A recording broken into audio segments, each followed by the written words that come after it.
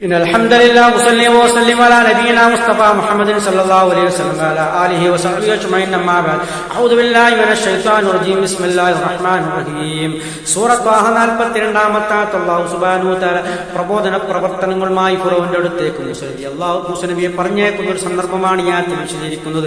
ഇദ്ഹബ അൻത വഅഖൂക, മൂസ നബിയെ നീയും നിന്റെ സഹോദരനും പോകണം ബിആയാതി, എന്റെ ദൃഷ്ടാന്തങ്ങളും കൊണ്ട്. എന്താണ് അല്ലാഹുവിന്റെ ദൃഷ്ടാന്തം?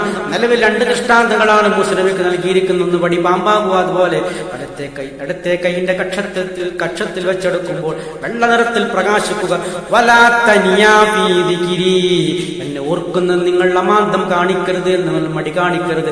നിരന്തരം എന്നെ ഓർത്തുകൊണ്ട് എന്റെ നിർദ്ദേശപ്രകാരമുള്ള എല്ലാത്തരം കർമ്മങ്ങളും നിങ്ങൾ ചെയ്യണമെന്നതിലേക്ക് സൂചനയാണ്.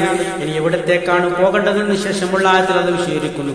ഇദ്ഹബാ, നിങ്ങൾ രണ്ടുപേരും പോകണം, ഇലാ ഫിർഔന, ഫിർഔന്റെ അടുത്തേക്ക് പോകണം. ഇന്നഹു, നിശ്ചയമായും അവൻ അതിക്രമിയായിരിക്കുന്നു. എല്ലാ പരിധികളും വിട്ടുകൊണ്ട്, നീതിയുടെയും നിയമത്തിന്റെയും സകലമായ പരിധികളെയും വിട്ടുകൊണ്ട്, അന റബ്ബുക്കുമുൽ അഅല, ഞാൻ തന്നെയാണ് ഉന്നതനായ റബ്ബ്, രക്ഷിതാവ് എന്ന് പ്രഖ്യാപിച്ചുകൊണ്ട് ബനൂ ഇസ്രായേലുകളെ അതിക്രൂരമായ നിലയിൽ അവൻ വേട്ടയാടിക്കൊണ്ടിരിക്കുകയാണ്.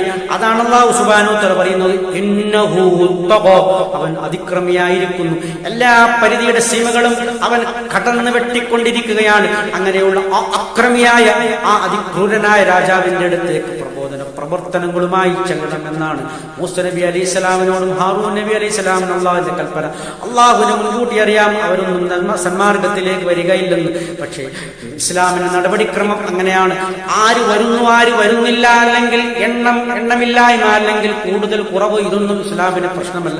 പ്രബോധന പ്രവർത്തനങ്ങൾ നാം ഈ ദുനിയാവിൽ ജീവിച്ചിരിക്കുന്നിടത്തോളം കാലം എത്ര ക്രൂരനായാലും, എത്ര തന്നെ സത്യത്തിനെ വിസമ്മതിക്കുന്നവനായാലും, സത്യത്തിനെ മറച്ചുവെക്കുന്നവനായാലും അവരുടെ അടുത്തേക്ക് നമ്മൾ പ്രബോധനം നടത്തണം എന്നതിലേക്ക് സൂചനയാണ് അല്ലാഹു സുബ്ഹാനഹു വ തആല ആയത്തിൽ നൽകുന്നത്. ഇതാണ് നമുക്ക് നൽകുന്ന സന്ദേശം. ഇത്രയുമാണ് ഈ ആയത്തുമായി ബന്ധപ്പെട്ട് നമുക്ക് സംസാരിക്കാനുള്ളത്. സത്യമായി മനസ്സിലാക്കുന്ന സജ്ജനങ്ങൾ നിങ്ങൾ അല്ലാഹു ഉൾപ്പെടുത്തി അനുഗ്രഹിക്കുമാറാകട്ടെ. അൽഹംദുലില്ലാഹി.